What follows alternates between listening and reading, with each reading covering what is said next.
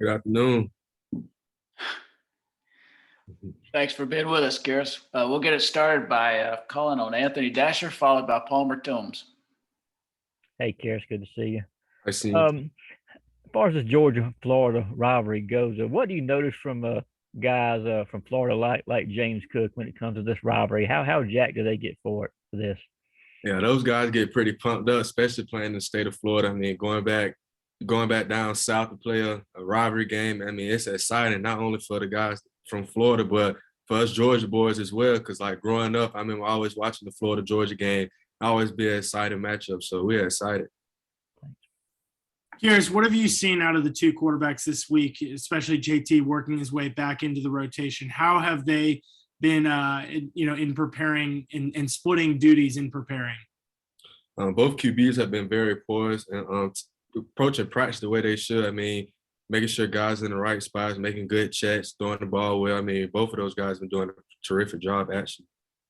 Does it mess with the flow a little bit if you're a receiver and you're changing quarterbacks throughout the game, or is that something that y'all don't notice? I mean, we don't pretty much notice. We just go out there and play football, making sure we do all assignment right. Let's go to Mark Weiser, followed by Catherine Lewis.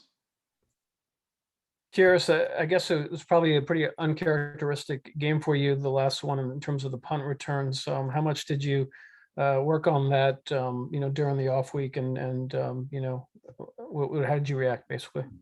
Yeah, I mean, I wasn't prepared. I wasn't prepared for the win. I mean, it was playing mind games with me, but I'm glad that the off week was actually very windy, and we had some windy days this week that I was able to catch some punts. I mean, I did a pretty good job at that. That's the reason why I'm late getting home. I mean, staying out the practice, catching the extra balls. I mean, what I put on film last week, not what I was supposed to be doing. So just be able to get a redemption and just come back to better than what I was last week.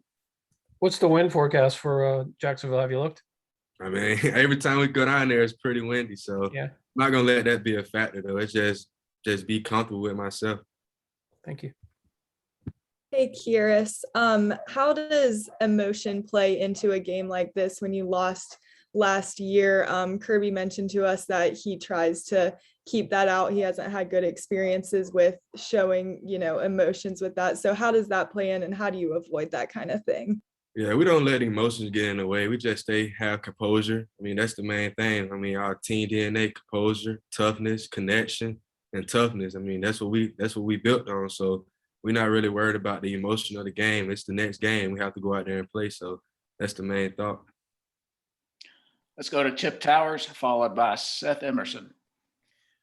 Kearis, I don't know if it was just me and not, we don't get out there to practice too much, but it seemed like there were a lot more receivers running around than has been in previous weeks.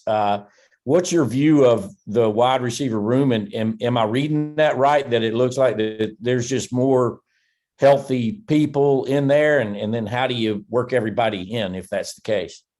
Yeah, I mean, it's been exciting to get guys back, especially we had the ones that we had down. Just being able to get the depth back in the room has been major for us. I mean, we have been down some at receiver, but just get those guys back. The bye week came at a perfect time. Couldn't ask for anything better. So just to get guys back healthy, that's on both sides of the ball. So we're excited to have guys back in the receiver room. It's been fun. Thank you. Here's along those lines, how do you feel about kind of your snaps, your place in the rotation, and just like how easy is it at this point of the season for guys like you and Jermaine, who had big roles last year, to kind of assimilate back in at this point, kind of late in the season? Yeah, I'm a team player. So whatever the coach asks me to do, that's what I'm doing. I mean, whatever it is, I'm there for the team. It's no more so about what I can do. It's like, what can I do for the team? So I don't really look at it as like I'm not getting as many reps. I look at it as though as the coaches know what they're doing. So I'm trusting and believing in them. Let's go to Connor Riley, followed by Jake Rowe. Hey, Kearis, when you're playing with a guy like Stetson, who is better able to scramble around and extend plays back there, how does that change what you do as a receiver on plays where, you might be running your route and realize I have to change what I have to do on this play because the play is still going? You have to have awareness to what's going on, especially when it's a scramble drill. You have to be able to get open, find ways to get open, find the pockets that defense is not covering and just be available for my QB. Kearis, I apologize if you've kind of covered this already, but coming off of this bye week, where would you say you are health-wise? I mean, I know you've been battling this knee thing for a while. Where are you now? I feel like I'm back to myself. I mean, I'm running around faster, moving around, routes have been better. I feel like I'm getting back to myself. Let's go to Ryan Curley, followed by Davis Baker. Here's how is George Pickens kind of approached trying to get back on the field? Kirby last week I think said we have a plan to get him back out there. Is he frustrated? What's his attitude kind of been? You know, how is he itching to get out there? Yeah, George, I mean, if you're a playmaker, of course you're gonna be itching to get back out there, but he's doing the smart thing, taking it day by day. I mean, we was actually doing rehab together every day when we was going through that process, and we attacked each and every day. We'll be in the training room basically doing the same amount of stuff, but he's been doing the right thing by making sure he's in treatment every day and putting in the work because he knows he's ready to get back.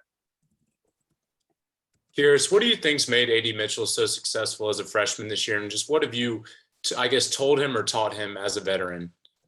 Just being comfortable in his technique and whatever the coaches are teaching him. I mean, he already has talent, and what he can do is, I mean, it's unbelievable with his skill set. He's very twitchy, but at the same time, AD has come a long way from just learning the plays and actually being a starter now. I mean, he's come a long way just by having a big role to play and not really looking at it as him being a freshman, but just looking at it as though he has an opportunity to be great.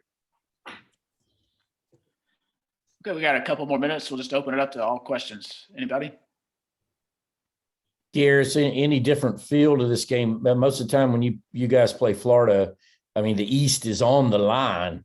I'm sure y'all don't even discuss this, but that's not the case this year. So is there any kind of different feeling or vibe about it? I mean, we feel like the East always on the line, especially playing any team in the East. It feels like we have to go out there and compete. You know, everybody's coming after us, so we have to go out there and put our best game on film and just be able to show who Georgia football is. Any more questions? Anyone? Going once, going twice. All right, Kearis, thanks for your time. Yes, sir. Appreciate Thank you for having me.